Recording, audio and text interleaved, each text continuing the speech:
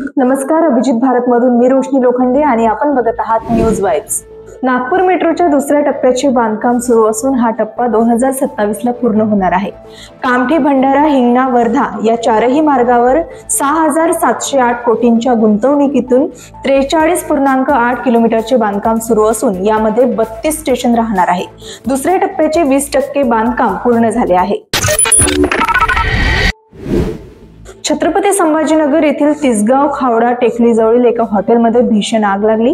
मुंबई छत्रपती संभाजीनगर महामार्गावर हे हॉटेल आहे।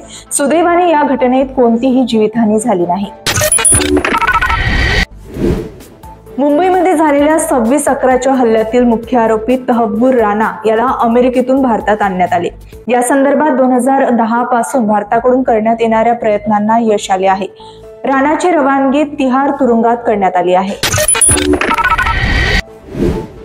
अमेरिकेच्या न्यूयॉर्क शहरात पर्यटकांना घेऊन जाणारे हेलिकॉप्टर हडसन नदीत कोसळल्याने भीषण अपघात झाला आहे। या अपघातात 6 जणांचा दुर्दैवी मृत्यू झाला। मृतांमध्ये स्पेनमधील एकाच कुटुंबातील 5 सदस्यांचा आणि पायलटचा समावेश आहे। महात्मा ज्योतिबा फुले आणि पहिल्या स्त्री शिक्षिका सावित्रीबाई फुले यांच्या जीवनावर आधारित फुले हा चित्रपट 25 एप्रिल रोजी प्रदर्शित होणार आहे।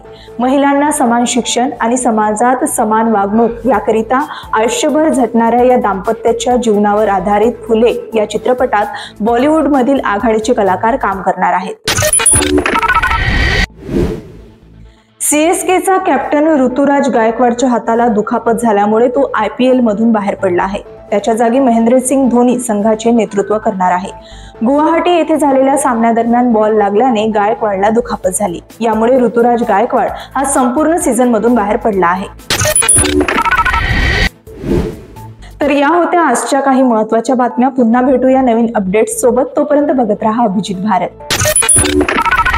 अभिजित भारत, पहुंचे हर खबर तक।